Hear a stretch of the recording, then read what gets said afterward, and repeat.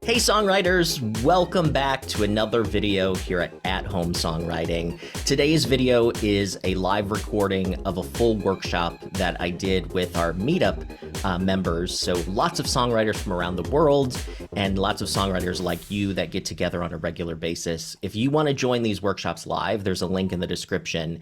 But today we are talking about writing choruses. So we're going to learn about a few different ways that you can think about writing choruses that I think are going to be helpful for you. So if you like this, be sure to subscribe to the channel, join our meetup group, and let's roll. So the first thing we're going to start with is actually a exercise this morning to get your creativity going. And what we're going to do is we're going to set a timer for 3 minutes. And what I want you to do is look at this picture and come up with as many potential song titles as you can that are inspired by this picture. So, you know, if you see something that inspires you for a title, make observations about what you're seeing in the picture and see how many song titles you can come up with in the next 3 minutes. And I'm going to start the timer now, and then we'll be back and we'll go on. So, and after you write these down, keep them because we're going to use them later on within the workshop. So here we go. All right. So that's the 3 minutes. So hopefully that felt good to all of you. This is a fun way to sometimes come up with ideas when you don't necessarily know what to write about. Just pull up like random photos on Google or search for different photo topics and then just spend a few minutes just writing down any titles that come to mind. So anything that you wrote down, set that aside for now, and we'll come back to that a little bit later in the workshop so you can use that as a launching point to do another writing exercise. So let's review a little bit about what we talked about last month and also what we're going to be talking about next month and this month. So last month we talked about verses and how verses, it's their job to set up the situation and really start to introduce your listener to, you know, who's in the song, who are the characters, when is it happening, where is it happening, what is going on, and really setting the scene and really creating context for why the chorus matters. So then the chorus, what we're going to talk about this month, is the main emotional main point of the song. So it establishes why the verses matter and what the song is really about. So the chorus, you can think about it as, why am I telling you all of this stuff in the verse? The chorus is kind of like the summary and the emotional high point. The bridge then is an opportunity to take your listener somewhere new. It helps you expand the ideas of the song, and it gives the listener a break from things that they've already heard. So when you come back to the familiar sections, like after a bridge, you may have a verse, you may go to another chorus. It feels like they're coming back home because they're hearing something that feels familiar to them. So what is a chorus then? So let's look at where the idea of a chorus originally originated. The idea of a chorus actually started back in Greek theater, where it was the summarizing part of a performance. So during live theater, it was where a group of people basically sang about the scenes that just happened. So it was them kind of summarizing, or those groups of singers were sometimes called a jury. So it was like they were judging, or they were commenting on what had just happened. So chorus is really about singing together. So it's the part where everyone sings. And I heard a songwriter say one time that the chorus is the part that drunk people can remember. So which I think is kind of funny. So when you are writing songs, there are really two types of song sections. There are developmental sections and there are central sections. So developmental sections are ones that are giving you information that are leading you to a point. So they're setup sections, and they provide more of the concrete details or the imagery or the sense-based information that's going to give context to the emotional parts of the song. And it also helps to create contrast that leads to the central point. And then your central part of the song, summarizes the main idea. It's the emotional center, the why everything else in the song matters, and it completes the main thought or the idea. And it's also usually the most repeated part. And even when we speak, if we want someone to really get the point we're trying to make, we repeat it, right? So that's why you want to repeat your chorus. That's why you're repeating your central idea. So the chorus is central, and your verses and bridges and pre-choruses are really more about the developmental part of the song. So a lot of times when people talk about a chorus, they mention the word hook as well. So what is the difference between a hook and a chorus? Well, it's kind of a subtle difference, but there are some things that set them apart. So your hook is usually what refers to the catchy sort of main message. A lot of times the hook will include your title. It's really a clever idea. Hooks can also be lyrical or musical. So you'll hear people say like there's a musical hook, which might be a certain drum pattern, or it might be some sort of guitar riff or like synthesizer part. In some songs, it might even be sound effects or like different crazy noise effects, those types of things. But a hook is usually something that when you're talking lyrically and when you're talking about the content of a song, it's really the title and the sort of the payoff or the punchline, so to speak. And you can have a hook without actually having a chorus. And a chorus is a song section. So the chorus is a repeated song section that delivers the main emotional content of the song. And not all songs need a chorus. You do have songs that are verse refrain. You have some songs that are all verses. Usually your chorus is going to contain your hook though. So a hook is that main idea. The chorus is a section where a lot of times that hook is developed. And then when you hear the word refrain, sometimes people use refrain and chorus interchangeably, but how I think of refrain is it's a repeated title or hook that appears at the end or beginning of a verse. So think about Bob Dylan's Blowing in the Wind, right? Those of you who were at our Bob Dylan workshop, you saw that there were really no choruses in that song. It was just a verse, a refrain, a verse, a refrain, and then a verse and a refrain. So those are the differences between hook, refrain, and chorus. So let's talk about some ways that you can start thinking about writing choruses. And these will help you as you sit down to write some of your future songs. So, and obviously I can't see the chat here, and I'll stop the share actually so I can actually read some of the chat, and then I'll also have you raise your hand. But what qualities do you guys all feel make a great chorus? And for those of you who are not sharing, make sure you're all writing down what people say, because everybody's right when they talk about what makes a great chorus. So what are some things or what are qualities that you feel make a great chorus? And like I said, you can put it in the chat because I'm not sharing right now. Pierre says singable. Oops. Leslie says memorable. I think you were trying to say memorable. Yes. Remorable. I think you created a new word there. Adam says unique way of saying something universal. For sure. Jay, you have your hand raised.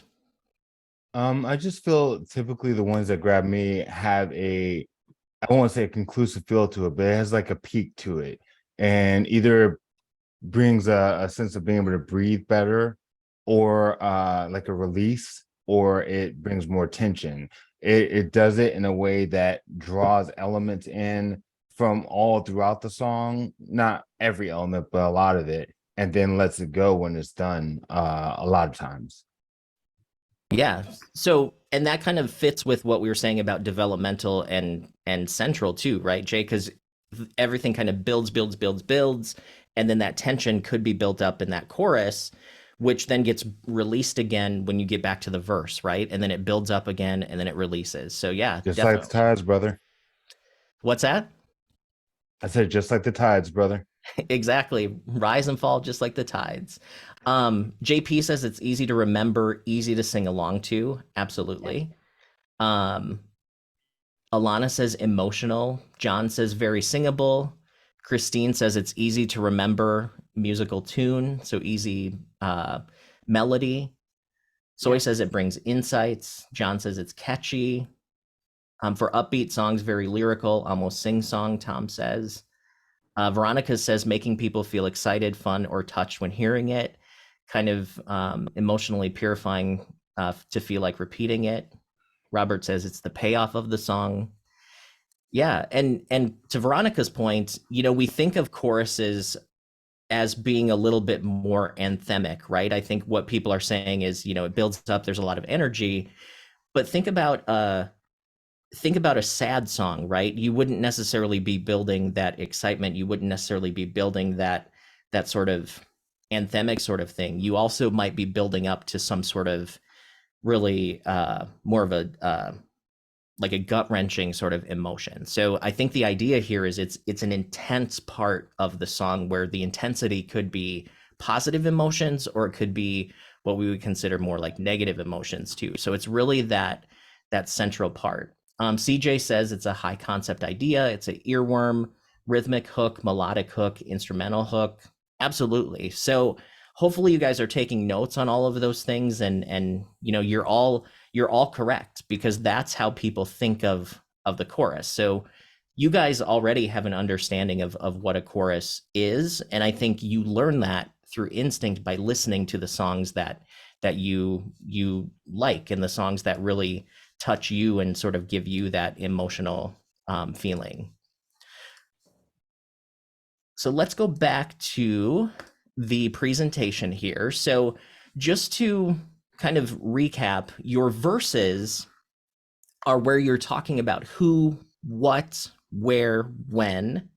Your chorus then is really why am I telling you all of this?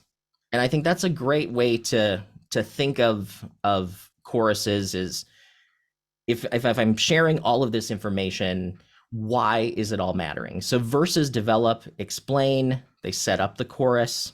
Choruses summarize what we should feel about it or what the characters may be feeling about it and why the verse matters. And you'll hear me talk about the who, what, when, where, why, like over and over in these workshops because it's such a powerful way to think about writing and it helps you not write the same things over and over again. So if you write a chorus first, obviously a lot of times hooks of songs come to us and we might think of a title, we might start humming or singing a chorus where we're like, wow, that really sounds like a song, that might be a great idea. So if you write the chorus first, you're really starting at that central point. So then you have to decide, how do I lead up to that point? So it can give you a lot of space to play with in the verses. And starting with the chorus is a great way to write because you start with sort of that North Star, that main idea right away. And how to develop the rest of the song after you have a chorus, you can use those questions to start asking the chorus idea that you have. So you can ask, who is feeling the emotions of what you're saying? You can ask what happened to make these emotions, what happened to, make either the characters or what you want the listener to feel, what happened to make those emotions come up? Where is it happening? When is it happening? And write down all of those answers, even if it's in paragraph form, because then you can sort of use that as a palette to then start creating lyrics from that lyrical paragraph or that palette that you have. So if you write verses first, sometimes we do come up with verses where we have an idea of how to start a song, or maybe we just have a really great first line, or the muse hits and we just write something really fast and it's really awesome. But then where do we go next? Right. And I think that's one of the things that a lot of writers struggle with is they start with a really strong idea, but where to go with it? How do I develop it to make sure it's delivered the way that it should be? So if you write your verse first, this is where you can start asking yourself, okay, I have this information. but what is the character feeling about the situation? And what should I or the listener be feeling about what's happening? Also ask, why does this matter? And pay attention to how the verses color the chorus. Does your chorus mean something more each time you hear it? If the answer to that is no, you may be repeating yourself with different words in your verses. You know, that's one thing that I think we do, and I still do this, but I sometimes say everything in the first verse, and then I get to the second verse, and I'm like, well, now what do I say? So I kind of say the same thing, but I just use different words. And that's not very interesting to the listener because they already know all of the information, right? So learning how to color the chorus and advance the story really comes back to being aware of those questions, the who, what's, when's, where, why, and all of that. So your chorus should be written in a way that you can recolor it with the verses to help the chorus mean more as the song goes on. So how do you then advance your story? Well, the way that you do this is you can advance the who, you can advance the when, and you can advance the where, but you keep the chorus the same. So the why stays the same. So this is a really powerful concept that I want all of you to think about as you're writing, because I think it will instantly improve your songs if you can start to practice advancing these things. And here's the thing about anything with songwriting, none of it probably comes naturally. So it's going to feel weird when you first start writing like this, but just try it and push through it. And eventually you'll start doing it by instinct. So what I want to do is listen to a #1 country song here. This is a song that was written by Ashley Gorley and one of his co-writers. Trace Adkins cut it and it went to #1. It's a country song called You're Gonna Miss This. And what I want you to pay attention to is in each verse, how are they using the who, the when, and the where? So pay attention to who, when, and where each verse is happening, and then be able to explain kind of the why of the chorus. And then we'll come back and we'll chat about it. So this is You're Gonna Miss This. So it just kind of repeats the title going out. But so what were your thoughts there of the advancing the who, the when, the where, all of those things?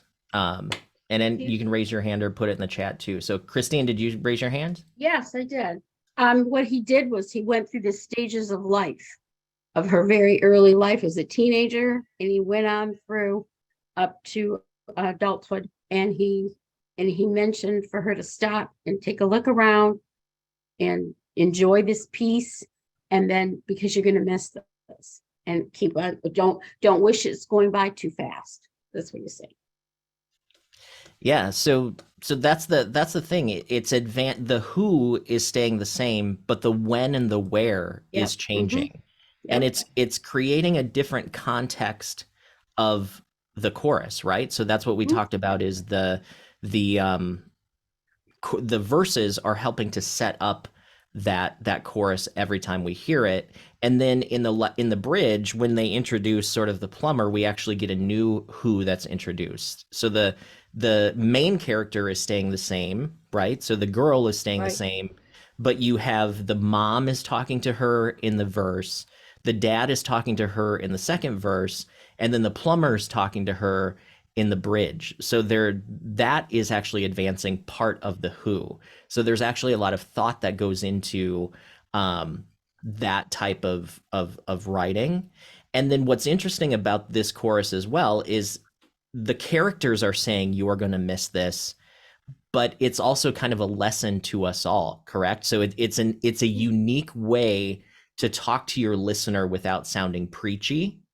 And that's a really strong tip where if you're trying to write a song where you're trying to give advice, you want to write a song more from like a third person perspective so you don't sound like you're preaching at your listener. So I think it's definitely a strong song that does this.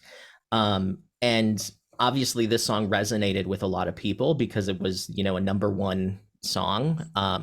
You know, I heard Jimmy Jam and Terry Lewis, music producers from here in Minneapolis, they say that there's three types of songs. There's good songs, there's bad songs, and then there's hit songs. He said you can argue about the first two, but you can't argue if a song is a hit or not. So I kind of like that. Alana, you have your hand raised as well. Yes, thanks, Chad. That was a beautiful example.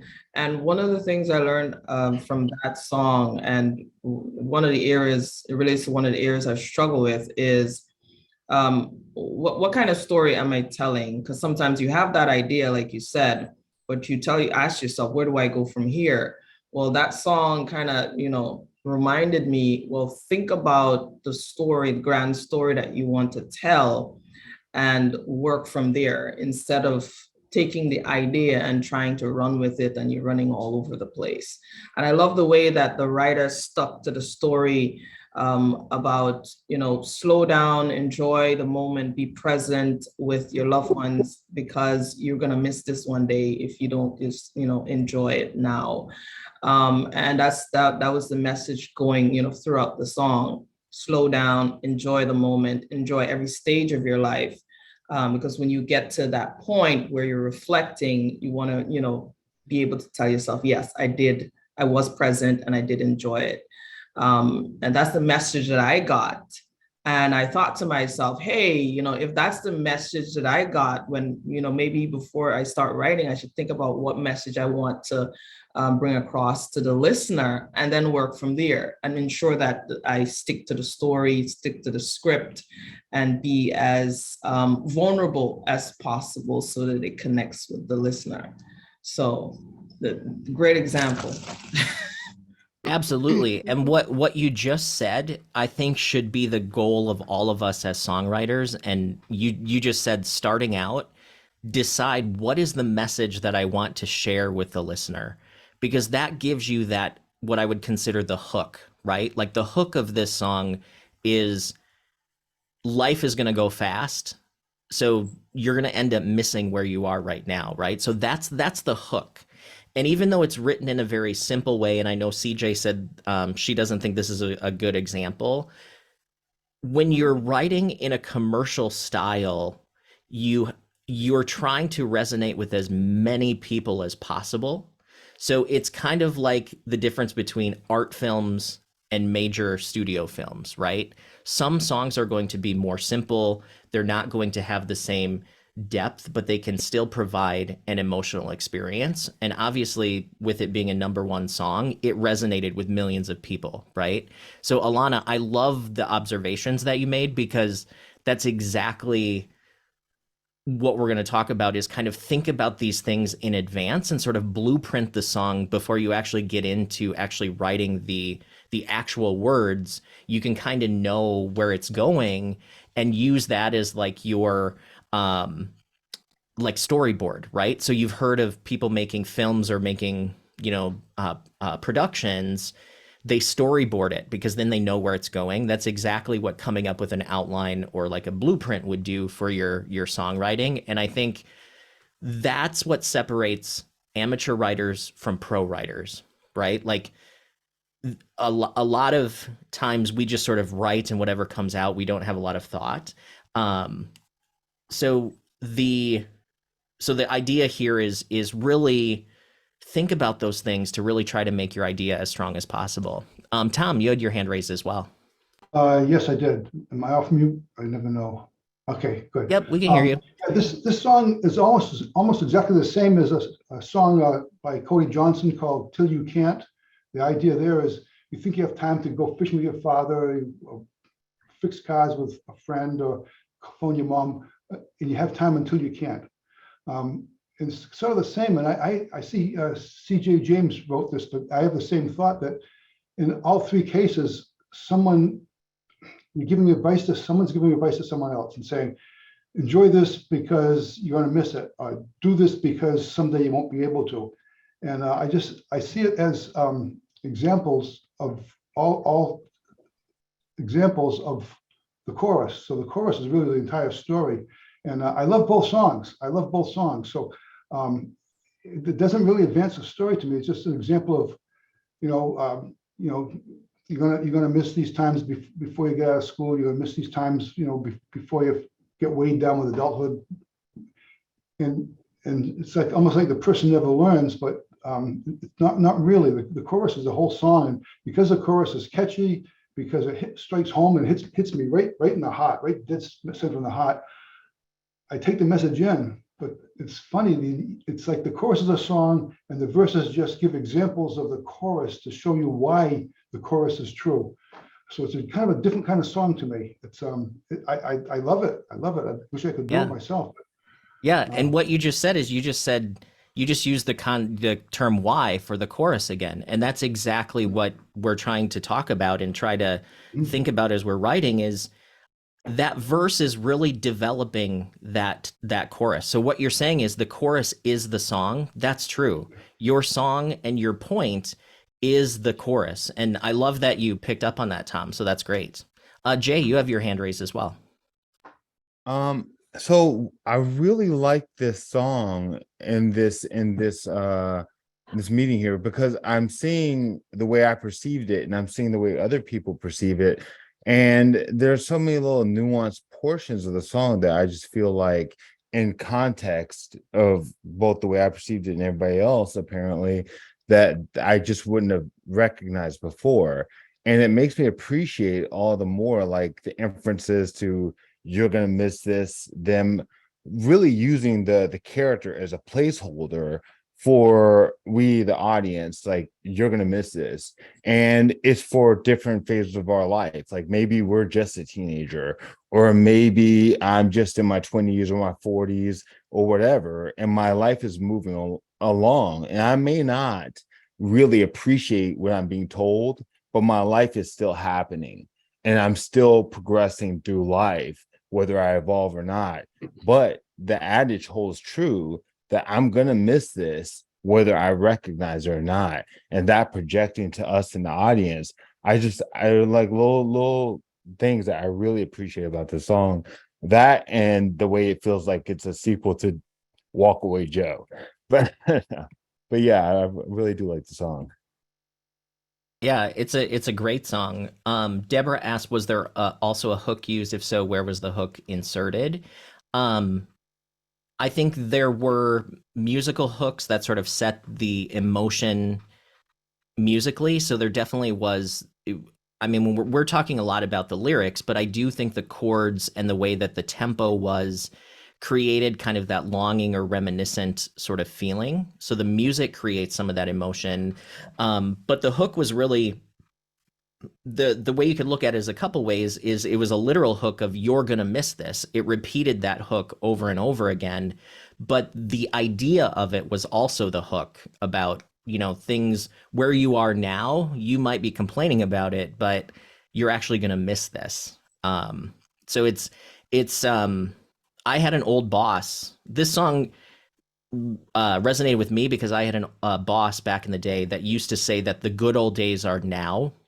Like we always look back at times as being better than where we are. And so this song kind of really connected with me in that way. And it sort of reminded me of that lesson. So yeah, great song for sure. And Ashley Gorley, one of the main writers on this song, he has had more #1 country hits than anyone ever. I think he's up to like 56 or 57. And just his story, it took him, I think, like 5 or 6 years to even get a publishing deal in Nashville. And he was writing songs every single day for 5 or 6 years before he got a publishing deal. He got a publishing deal, and then he wrote 1 to 2 songs a day for the next 7 years before he had a #1. And Adam's right. This was actually his first #1 song. So do the math on 1 or 2 songs a day over 7 years, and that will tell you how long it takes to get to some of the points where you're writing songs at kind of this like pro level where everything clicks, the structure clicks, the idea clicks, all of that. So it's all a little bit of there's a little bit of luck and know-how that goes into songwriting. So if you guys aren't writing a lot of songs, you're probably not advancing as fast as you could. I think any songwriter will tell you the way that you get better quickest is if you write. Adam, you wrote 24 songs in 24 hours. So, so you were trying to push it forward. Luis says you're going to miss this as a universal phrase that you hear not only in English, but in other languages too. Found it's a great title because many of us have heard someone telling that to us at different points in time. Exactly. So it's a universal topic. And what's interesting about the verses too, and I was going to bring this up, is they were quite specific in the verses, right? We knew it was a girl. We knew it was her mom. We knew they were in an SUV. They were outside of the school, right? There's not a lot of interpretation to that. You know, I hear a lot of people say, well, I want to write my song so a lot of people can experience it in their own way. To actually write more universally, you should write more specifically, because your listener can then put themselves into the song and they're not sitting there trying to figure out what the song is about. Because the second your song becomes a math problem or too abstract, your listener isn't feeling it, they're thinking it.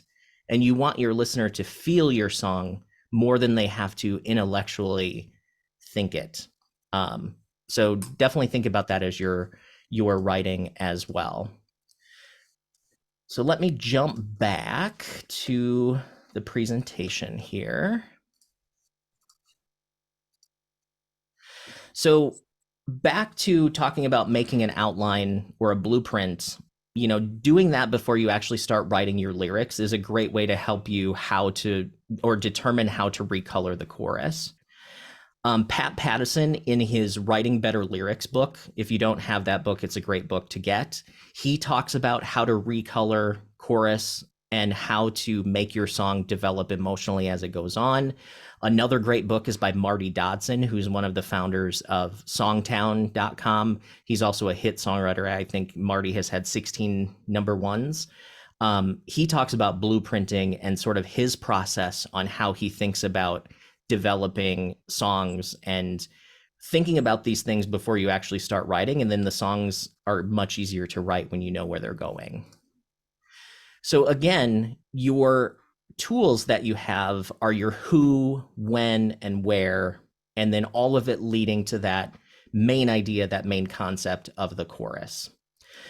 So I wanted to show you an example of a song that I wrote within the last couple of weeks. It's a song that I wrote called No One Wins. And I advanced the who, the when, and the where. The who stayed the same, but the when and the where moved forward, but it only moved forward in a little short amount of time.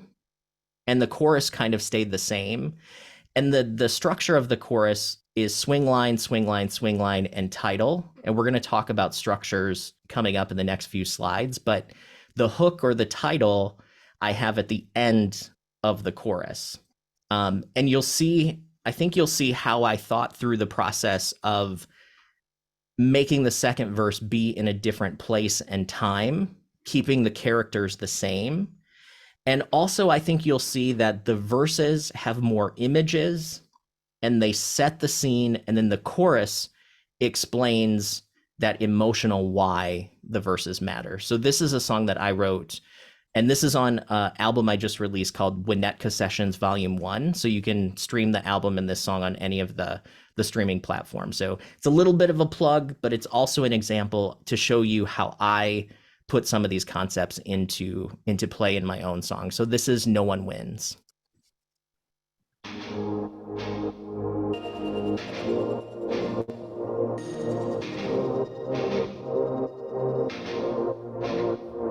I just stare at the freeway and he stares at his phone. Damn, the silence has made its point. Now we're missing our exit and he jumps down my back. This is getting us both annoyed. There's a line that we both have drawn and neither one is living it. It's a line that we need to cross, but neither one is interested. I think our problems that we try to boil the ocean. We start to argue and our wounds are cut back open. Then we begin until we're stuck. It's like we're frozen, and no one wins. Now we're parked in the driveway, and he slams the front door. Drop my head on the steering wheel. We've been stuck in this battle, in this long tit for tat. We forgot what we're supposed to feel. It's now time that we compromise, give in a bit and let go. Feels like time that we made some peace. This stubbornness is getting old. I think our problems that we try to boil the ocean. We start to argue and our wounds are cut back open. Then we begin until we're stuck. It's like we're frozen, and no one wins.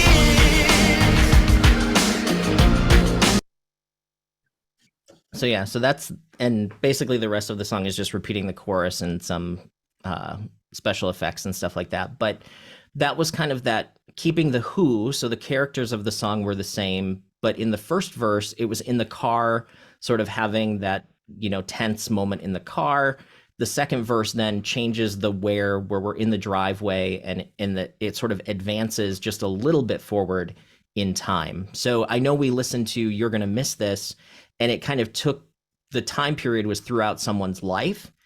It doesn't always have to be that big of a time swing, right? Like you can write about smaller moments in people's lives. And Andrea Stolpe really, she's a instructor at Berkeley. She talks about how you can make powerful songs by writing about more singular moments in time and really diving into one set moment and really talking through each sort of advancement of time. So that might be minutes, it might be seconds, and those types of things. So again, advancing the who, when, the where, and sometimes the what. So let's talk about common chorus structures then. So there are two types of chorus lines. There are title lines, or lines that contain your title. And then there's lines that don't contain the title. So the title lines are with a T, and then the non-title, or what Berkeley calls the swing lines, are with a dash. So when we look at these structures, you're looking at title lines and then non-title or swing lines. So there are really 6 common title structures. The first being you just repeat the title over and over again. There are certain songs where the title just repeats, you just sing it over and over. So that's the top, where it's title, title, title, title. You also have bookended choruses where the title starts the chorus, the title ends the chorus, but there's swing lines in the middle. You also have alternating title, swing line, or the opposite, which is swing line, title, swing line, title. You have the sort of structure what my song was, where it's swing line, swing line, swing line, title at the end. You see that a lot in country music because a lot of times the title is the payoff in the chorus. Also, you could have the title start the chorus and then have swing lines after that as well. So it's good to write down these options because this is a really fast way to start thinking about and experimenting with what structure works best for your title. And we'll do an exercise with these coming up in just a moment. But some examples of songs that have these different structures. So there's a song by Rihanna called We Found Love. And this just repeats the title over and over again in the chorus. So it's we found love in a hopeless place. We found love in a hopeless place. And, you kind of get the picture. So it's including that title over and over again, repeating it in those lines in the chorus. An example of having the title at the end, there's a chorus by a new song by Kelsey Ballerini called Heart First. It goes, could be forever, or we might break. That's just the kind of risk that we take. My head is yelling that I could get hurt, but I'm going to jump right in, baby, with my heart first. So it wraps up the chorus with the title. So that's an option for you. Also, starting the chorus with the title, this is a song by Jason Isbell, who's a great songwriter. This song's called Cigarettes and Wine. And it starts with the title in the beginning, and it says, she smelled like cigarettes and wine, and she kept me happy all the time. I know that ain't much of a line, but it's the God's own truth. She lives down inside of me still, rolled up like a $20 bill. She left me alone with these pills in the last month of my youth. So it has the title in that first line. Swing line title, swing line title. That would be like Jennifer Lopez, On the Floor. It says, if you go hard, you got to get on the floor. If you're a party freak, then step on the floor. If you're an animal, then tear up the floor. Break a sweat on the floor. Yeah, we work on the floor. So it's line, title, line, title. And, that's something that you can try in your songs as well. And then an example of title, swing line would be like Edge of Glory with Lady Gaga. It talks about, I'm on the edge of glory and I'm hanging on a moment of truth, out on the edge of glory, and I'm hanging on a moment with you. So that's where it's the title and then a swing, title, swing line. An example of bookended is Raise Your Glass by Pink. So it has the title in the first line and then also the last line as well. And it goes, so raise your glass if you are wrong in all the right ways. All my underdogs, we will never be anything but loud and nitty gritty, dirty little freaks. Won't you come on and come on and come on, raise your glass. Just come on, raise your glass. So it's starting the chorus and ending the chorus with a title. And remember, your first lines and your last line of any section are the most powerful places to put lines. So if you want to make any sort of important point, have that idea be the first line in a section or the last line in a section, because the things we hear first and the things we hear last are the things that we usually remember the most. So there's also another type of chorus called a list chorus, and you'll hear some people talk about list choruses where this basically just means your title is listing out a bunch of things in order. And a great example of a list chorus is Live Like You Were Dying, sung by Tim McGraw. So listen to this example of a list chorus. So yeah, so it's a simple just listing, like in this example, it's all the things that person did. So you can write that way. You can just put a list of items and throw in your title, and that might work for what your situation is. So that's something to think about as well. So similar to verses, many commercial songs and just songs in general have 4 to 6 line choruses. And so that's a good place to start when you're thinking about, how long should my chorus be? Obviously, you can make them shorter, you can make them longer, but 4 to 6 lines is usually a good place to start. And also remember that your chorus should contrast your verses. So this means the chorus should stand out and sound different. And some of the ways that you can do that include, harmonically, you can change the chord progression, you can change, or you should change the melody. You can also change lyrically. So you can change the rhyme scheme, you can change the number of lines, you can change the length of the lines, and also alternate the rhythm. So it sets the chorus apart where it doesn't sound the same as the verse, because I think that's something I hear in a lot of newer writer songs is the chorus sounds too similar to the verse. So we start to get really bored with listening to the song because it doesn't take us somewhere new. And just looking at a kind of an example of what contrast might look like from a lyrical perspective, you might have a couple of verse sections that are A, B, where it's long line, shorter line, long line, shorter line. So, and then in the chorus, you're doing short, short, long, short, short, long. And then the rhyme scheme is changing as well. So this is an example of how you create that lyrical contrast. So let's do a chorus writing exercise then. So you made a list of titles earlier from the photograph that we looked at. So this exercise is we'll take probably 5 or 6 minutes here, but there's really 3 steps to this exercise. So first is pick a title that resonates with you, and then take a minute or two and write 2 lines that relate or lead to that title or that idea. So like an example would be like, I'm on the edge of glory, I'm hanging on a moment with you. That, hanging on a moment with you might be 1 line. Waiting on the moment of truth might be the other line, right? So have your title and then 2 other lines, and then try placing them into these different structures where you have your title line and then you have the other 2 lines, and see what feels good to you.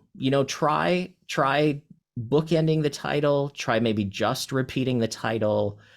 Try out these and see what sort of feels the best to you and sort of what resonates. And then we'll come back in probably about 5 minutes, and then we'll maybe share some of the choruses that you had written. Are there any questions on this exercise? And again, I can't see the chat right now, so if you do have any questions, or if there are any in the chat, let me know. But this is a fun way to kind of start thinking about how you might start structuring choruses. So take your title, write 2 lines that relate to it, and then start putting them into these structures. And then we will come back in 5 minutes and we'll share some of what you've written. So let's go ahead and get started. Oh, Shad, I have a question. Oh, sure.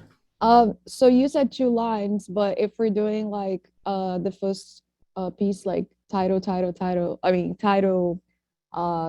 2 lines title, then we have to write more lines, right? You can write more lines if you want. You could have a 3-line chorus where it goes like line, line, title, or title, line, line, for sure. Okay, thanks.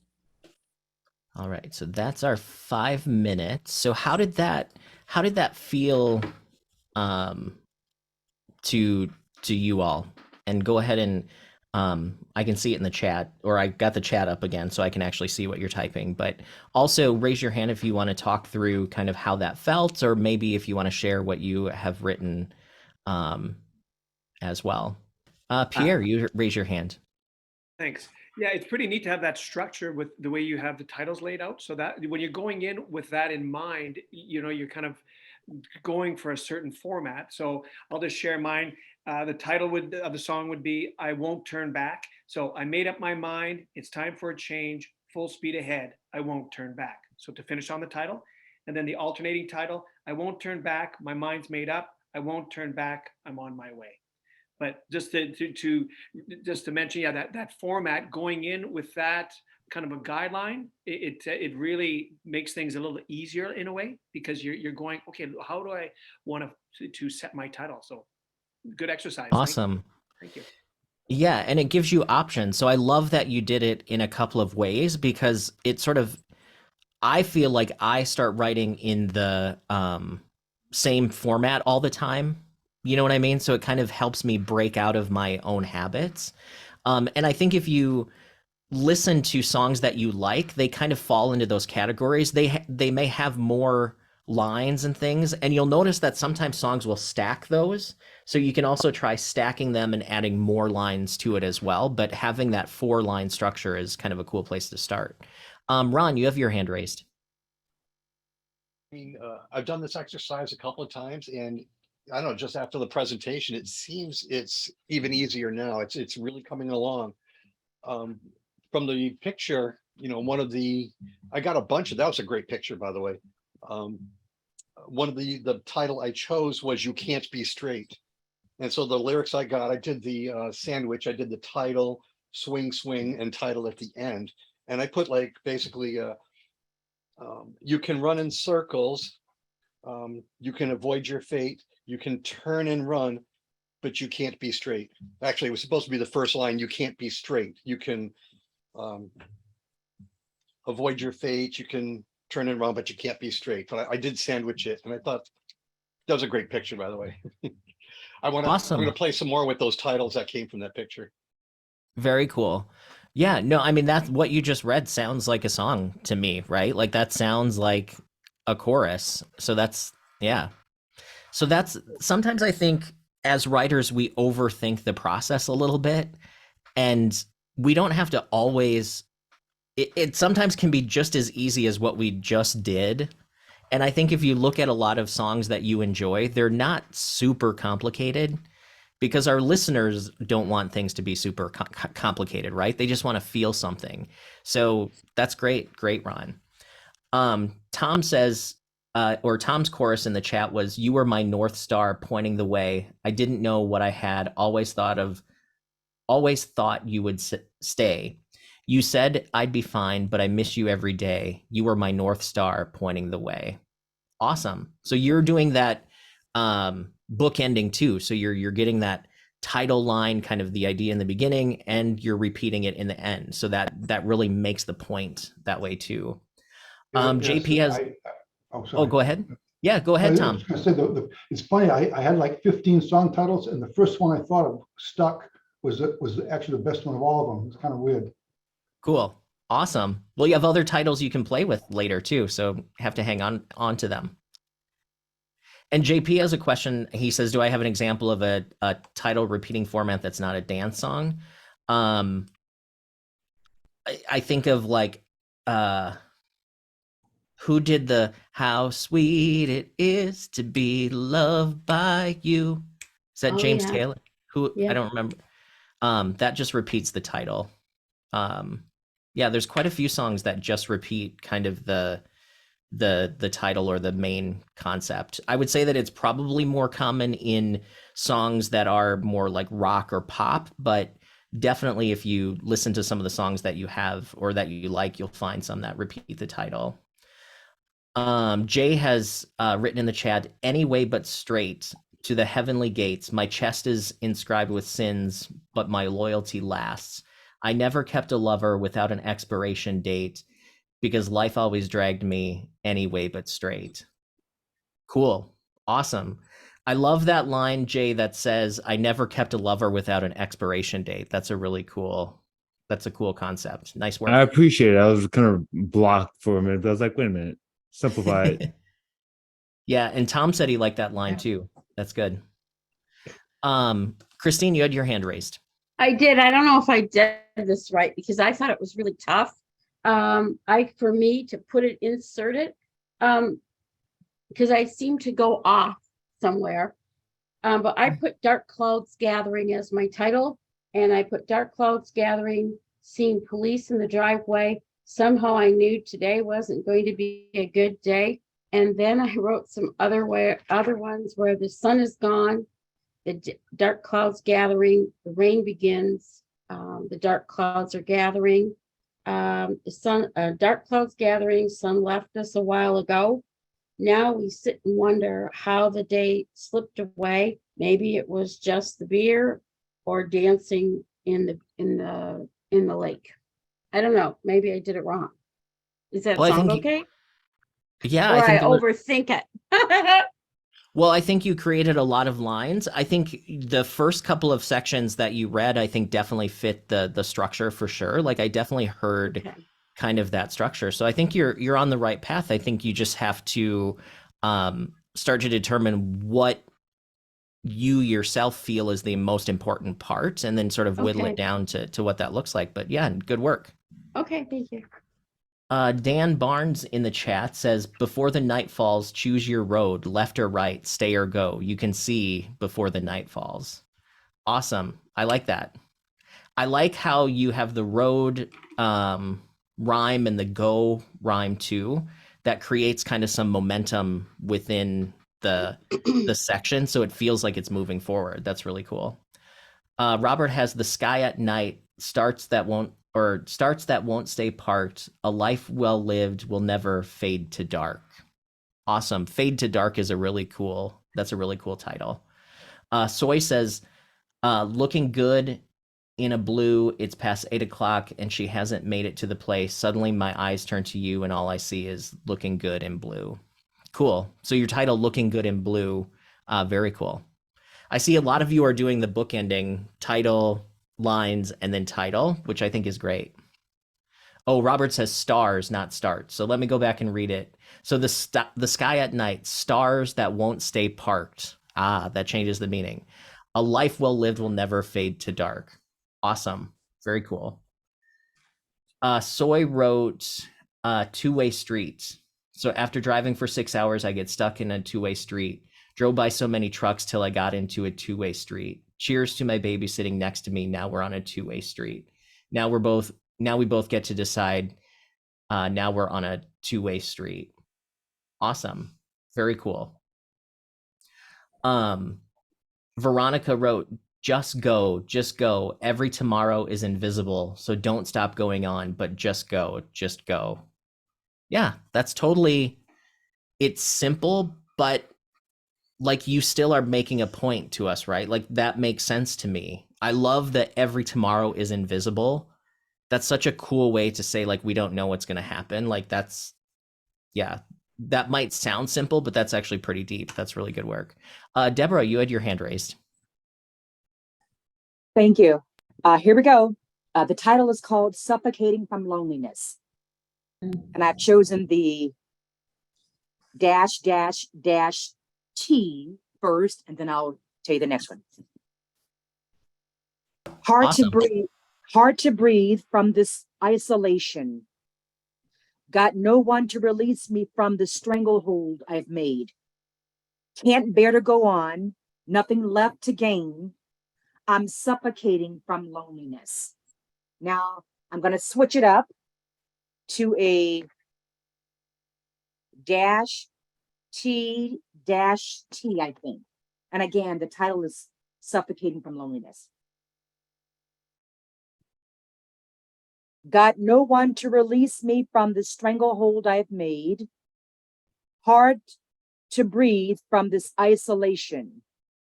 Can't bear to go on, nothing left to gain. I'm suffocating from this loneliness. Cool. Do you feel like one works better than the other? Like I definitely hear how both could be turned into a song, but Deborah, do you feel like one resonates more with you? At this stage, no, it was just hard. It was a trial enough just to play with the different formats. So I'm simply proud that I was able to do the exercise. I don't want to overthink it from that because it was work just trying to do the exercise. Right. Yeah. Well, that's the thing. Like I said, some of these things don't feel natural at first, but the more that you experiment and the more that you do them, the more it becomes a tool that you have. And that's kind of the point of all of this, is just knowing that you have options when you get stuck. Because sometimes, you know, the heavens open and the muse hits and like something just comes out and it's great. But a lot of times you get it like halfway, and then how do you take it the rest of the way, right? And that these are the things that help you take it the rest of the way. And also, if you're reading over your lyrics and you're trying to sing your songs and you're like, something just isn't jiving, like change the order of the lines. Maybe it's, I mean, sometimes we go into instantly thinking, well, I need to change what the lines are saying. Sometimes it's just the order that you're saying them. And you would be surprised how just flipping a couple lines can change how something feels. So definitely use that as to your advantage of changing the order for sure. Okay. I got one for you, Chad. I just wrote two lines. Okay. And it was hard at first because my mind was all over the place. Like, what do I write about? What am I thinking? You know, and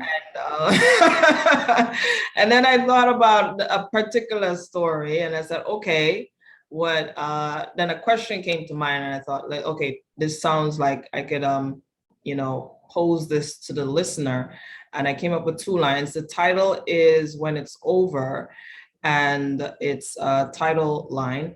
And it's how do we know when it's over, when our hearts just won't let go? And so yeah, it came up. It's a question. Yeah. For the listener. I saw Razzie was raising his thumb on that. That, yeah, I mean, that's two lines are definitely powerful. You know what I mean? Like that says a lot. Now your job as a songwriter is how do you set that up from a verse standpoint, right? Like what leads us to that feeling? You know what I mean? So So that's where you start to ask, well, who is this happening to? Like, who's actually saying this? Where might they be saying it? Right? Like setting that scene, because that's where you start to get the material for your verse, especially if you start with a really emotional chorus. It's good to then try to focus on more imagery in the verses so you get your listener into the scene. So Right. awesome. So let's go ahead and move on. By the way, like all of these things, all the things that you guys read, very awesome. So definitely appreciate you guys doing that exercise. And my dogs are starting to like wrestle in the back, so hopefully they don't bug us too much. So my partner's actually out of town, so it's just me and the dogs this weekend. So they're hanging out with me. So now let's talk about, we've talked about a lot of lyrical stuff, but now let's talk about melody in choruses, and then also chords and some of the common tendencies that we see within choruses. So from a melody standpoint, your chorus melody should usually start on a different beat in the measure than the verse to kind of add that extra contrast. So if your verses are starting on the downbeat or starting on the one, you could think about starting your chorus before the downbeat or after the downbeat, just to add kind of that different flavor, that different feel, so it adds that contrast. Also think about what is your verse doing rhythmically, contrast the rhythms in the chorus from the verse, and then obviously different pitch ranges than the verse as well. So your chorus melody will contrast. Usually the chorus will be one of the highest parts in the song. Sometimes you do have choruses that go lower, but it's usually going up in the chorus is where most songs go. Your hook melodically should be easy to pick out, which means that the title line usually, or the hook line, stands out from the rest of the chorus. Like you kind of know, hey, this is the title of the song. Also, it should be easy to sing. And the easier it is to sing, the easier it is to remember, which we've kind of talked about that earlier in this workshop as well. Your chorus can have the same chord progression, but then that means that the melody becomes more important in creating that contrast. And you can also change the chord progression. Your instrumentation should change to create contrast. So even if you're just playing a piano or if you're just playing a guitar, one way to add instrumental contrast is to change the pattern of playing. So with a guitar, that might be, are you strumming the chords in the verse? And then when you get to the chorus, are you going to a picking pattern? Or maybe you're changing the rhythm that you're strumming and playing. Like maybe in the verse, you're just strumming on the downbeats. Maybe in the chorus, you're doing a different sort of rhythm or a different pattern. It's usually good to change it up so your listener is hearing something different. So when it goes from verse to chorus, that's where you're getting that tension and release. From a harmony perspective, like I said, you can have the same chord progression as your verses, but then the other things in the lyrics and the melody become more important to create that contrast. One thing that you can also try to do from a chord standpoint is change how often you change the chords. So even if you're playing the same chords, maybe in the verse, if you're playing one chord every measure, you could play 2 chords in each measure, or maybe 1 chord every 2 measures to change that harmonic rhythm between your sections as well. So that really wraps up the presentation that I have on choruses. So does that come across as helpful to you? Does that feel like something that you're going to think about as you write? Or what are your thoughts moving forward on what we've talked about today? That was super helpful. I have a clearer picture in my mind about how I should begin writing my songs, and what point should I start from, and how it should develop. Before the songwriting workshops, I would just have an idea and I would just try to develop it from there and just hope that I end up where, my mind says this is where the story should go. But not having that grand vision and not knowing what the message should be. Now I know I really should be starting with the message and having that vision board and then developing a story based on that, knowing where I'm going and keeping track to ensure that I am on track with the story. I'm not going off into tangents. So yeah, it's super helpful. Every workshop has been helpful, and I really appreciate it. I've learned so much. Oh, well, you're welcome, and thanks for showing up. This is fun for me. So, one thing I just thought of as you were kind of talking about coming up with emotions and things, sometimes what you're coming up with is musical first, right? So you're actually coming up with a chord progression, or maybe you're like, wow, I just created a really cool guitar pattern or a riff or something, and that's inspiring you. Or maybe if you're a producer, you're creating a track that inspires you. It's still the same concept of deciding what emotion is this giving me, and then using those questions to develop that emotion. So who's feeling it? Why are they feeling it? What happened to make this emotion? And then that's kind of how you build from the musical side of things too. Awesome. Any other comments on what we covered today before we kind of wrap up? Pierre. What I like, and we do this every so often, the writing exercises. I like the way they're timed, number one. So this way, you have to kind of finish it. But I like the way that those who want to share have the have the floor at times, and you just kind of, okay, let's and move along. So that would be also something I like before we get to suggestions for the new year. I really like the practicality of putting pen to paper and doing those exercises timed. But like I say, no one's monopolizing, and you don't kind of allow that, because I've been in a few that you hear one or two song critiques and you're kind of sitting there on the sidelines going, yeah, okay, that's fine. And it's not a universal thing. So that's my feedback for today. So starting off with that really effective photo, getting us to do titles, and then coming back to that. And those who wanted to share, and then you just kind of say, way to go. Good, you're writing. So we're actually taking the pen, putting it on paper.